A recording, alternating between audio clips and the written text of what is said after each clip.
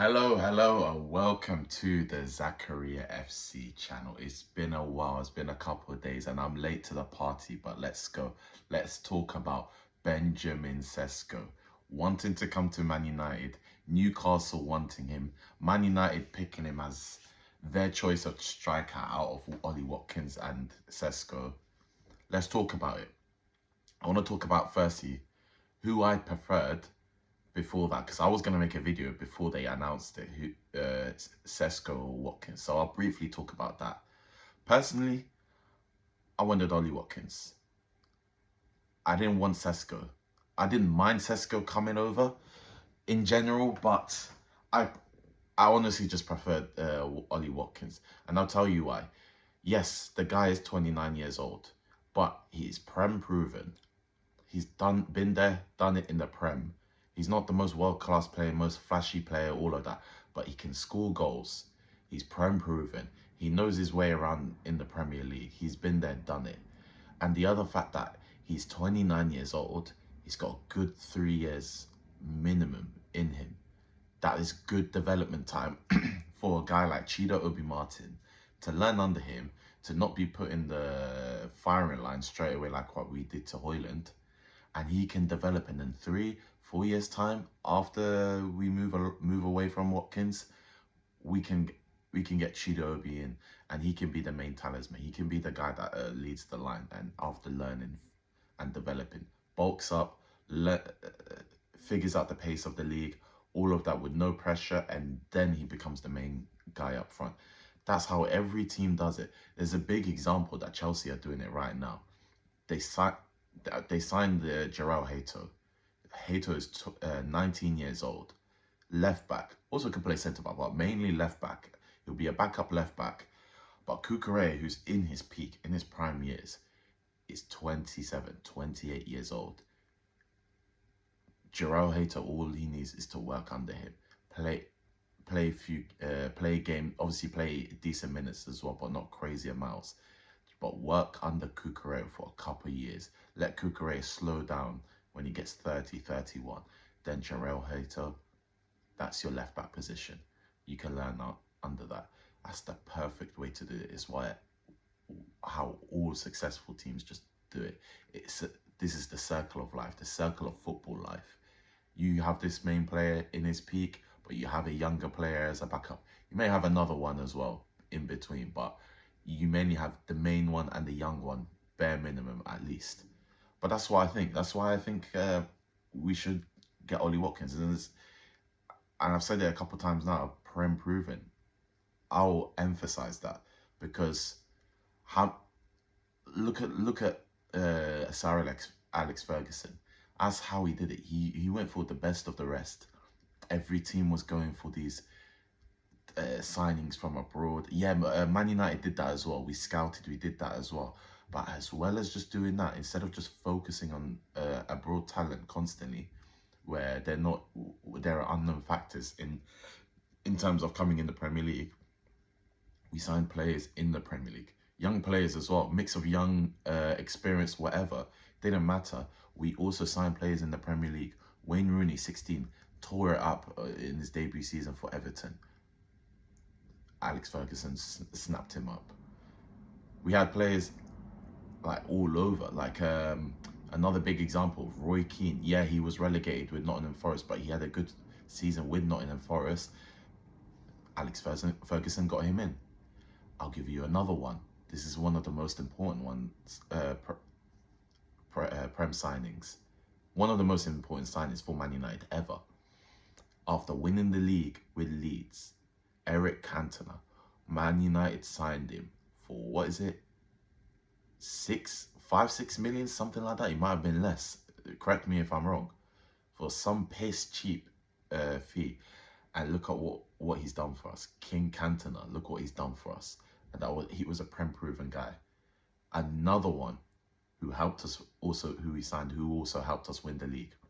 Robin van Persie. We signed him straight up, focused the whole game on him, getting the ball on him. He helped us win the league. It is tried and tested. I don't know why Man United don't do this often. I don't know why other teams don't do this often. It's just, It's such an obvious thing.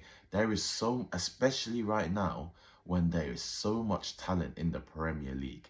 The Premier League, even when you go, forget about going to top of the table or top four, seventh and below, even bottom half of the league, there is abundance of talent, more than usual, more than the early 2010s, the early 2000s. There's there's more of abundance of talent that are prem proven, and teams like Man United just don't sniff around. You got Brighton that's just got a whole team of that, whole team of talented players, young talented players who have had one season in the Premier League and became really good. And obviously, yeah, their prices are Brighton then start overpricing them all, but that's a whole another story. But that's it. Just but my point is that there's talent everywhere. Bournemouth had a bunch of talent and they've got swiped. Brentford, Wolves, which we swiped from both teams, but also Man City swiped Eight Nuri. Wiss is still wanting to go out. There's players like that. All these mid-table, bottom side teams, especially the relegated teams, have one or two good players. Tyler Diblin still hasn't left Southampton. He's still there, and he's relegated. I'm surprised no one snapped him up. Man United can't snap him up because we already got our two number 10s. But I'm surprised not any other team has, like Tottenham. But my point is, as well as just going for young players and just players outside of the league, we need to focus on Prem proven. Stop wasting so much money on outside of the league. That's what I'm trying to say. But let's get on with the main topic. Benjamin Sesko. He wants to come to United. He wants to come to United, according to Fabrizio. And also Leipzig want Rasmus Højlund. Apparently, it's a dream deal to have a swap deal and have Højlund go the other way. And I'm just like, okay, fine, have Højlund, happily have Højlund. But it annoys me that Højlund is still saying in pre-season. This is when I said about Højlund a lot of times. Please stop talking. Sometimes just shut your mouth, because it'll bite you in the ass. He just says dumb stuff. But it was after the preseason game against Bournemouth, the 4-1 game, and he scored that header, which he kind of finessed, because I think that was a shot from Dorgu and it just flicked off his head and he got excited. Because after the game, he had an interview and he says, oh, I'm here to fight for my place. I'm going to stay, yada, yada, yada. Brother, you're not staying. You're like 5th, 6th choice. Forget about if Sesko comes in. Because that hasn't happened yet. Right now, Xerxes ahead of you. Chido Obi's ahead of you. And they're two out-and-out strikers. And then you got Mbeumo and Cunha, who are ahead of you. I'd rather them to go up strike as well if Chido and Xerxes are not available.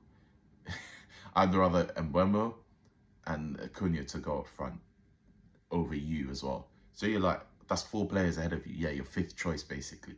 So don't even try it. And then Sesko coming along. Well, it's going to be Sesko. We're hoping it's going to be a Sesko and Højlund swap deal. So you'll be out of the team. But Højlund, you need to actually go to Leipzig. Bundesliga, Leipzig, that playing style where you're relied upon on just counter-attacks, especially with Bundesliga. Every time I see the score, I don't watch many of their games, but I see the score, even Bayern Munich as well. 1-0, 1-1, 2-1, 3-1, 3-2, 3-3, 4-3. The score's just going back and forth. It's like a basketball match in the Bundesliga. It will suit you, Højlund. You actually do well, and it's World Cup season as well. Have some shame and actually leave and look after your career. You want to be in the World Cup squad, you'll do well in Leipzig, do well in the Bundesliga. You're starting striker instantly for Denmark, because they don't really have an out-and-out striker except for Rasmus Højlund. But it's mad. But with Benjamin Sesko, they want Rasmus Højlund with the Sesko deal, and also I think Sesko is valued around 80 to 90 or something like that. But Leipzig and Sesko have had a gentleman's agreement Oof. We know about gentlemen's agreements and the issues with that, with the Gyökeres situation, but they have a gentleman's agreement for him for Leipzig to lower his price tag if he has a dream team. And his dream team that he wants to go to, his team that he wants to go to is Man United. It is Man United. And let me talk about just his style and all that. Yeah, he's young. People say he's raw, all of that. That's why I said I wanted Watkins in the first place. But he's not raw, and he's not like that raw and inexperienced compared to Højlund. At least he's been playing men's football for a bit longer before he joins Man United, unlike Højlund, who played one season for Atalanta and scored only like 9-10 goals in Serie A. That's different. Sesko, yeah, he's still raw, but I can see he's still a million times better than Højlund. He's just got better quality. He's solid at the hold-up play. He's a decent beyond the last man like runner. Like he can run the channels as well. Good on the ball. Good at like just controlling the ball and creating chances for himself as well. The guy's leaping ability and his athleticism is bloody disgusting.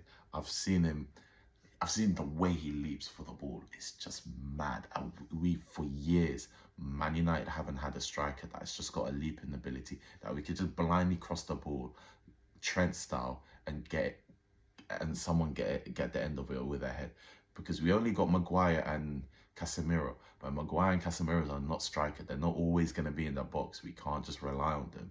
And it shows that last season when Ruben Amorim was just throwing Maguire up front as a striker, and how many times he got his head onto it. He didn't really score. He missed a few, but at least he got his head to it. Imagine we got someone like that. We needed that's just permanently up strike like that in Sesko. People underrate the cross and header. People underrate it so much. It saves us in so many. It saves teams in so many games. It wins so many points. People underrate that. Like, look at when we had Fellaini. The guy was a cheat code. We used to just throw him up front, just get the ball, header, won us so many Champions League knockout games, so many FA Cup knockout games, won us last minute Premier League games, won us points. It's a cheat code. It's not aesthetically pleasing, but we need that. Other than that, the guy's just got a dirty shot. As well as him being good in the box, he can do it outside of the box and just smack it outside of the box. It's just power shots, like Lewandowski, like Ibrahimovic. He's a mix of both of them. Height, playing style, ball control, skill, technical ability. He's got it all. He's a full package, and he'll be scary in the future. I'm just wondering how he'd come about in the Premier League with this fast-paced style. This is why I wanted Watkins, because I wanted right now effectiveness. But I'm not crying too much that we have Sesko, because we have Mbeumo, we have Cunha that can make up for it and let him settle down in the league. We still got Xerxes that can start games and be that hold-up player that can provide that Firmino type of player. As much as I wanted Watkins, I don't think it's that deep. I don't think it's a thing where panic stations, we need to cry about it. Honestly, I really like Sesko, and in the future, I have faith he will develop. United need to develop him well. They need to make sure we don't screw this another young player up, because in the future he can be a world-class player. He's got world-class potential. This guy's a mix of Lewandowski and Sesko. Lewandowski and Ibrahimovic. It's scary. And I told you about his leaping ability, but I've seen videos of him leaping for the ball up in the air and just controlling it and get his leg up like that. It is mental. But this is what I think about Sesko. I think he'll be a good player.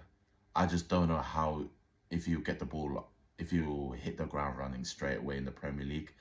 But I am excited. Newcastle have made a bid of 70 million plus 5 add-ons, or 75 million plus 5 add-ons or something. But the fact that he says he wants Man United,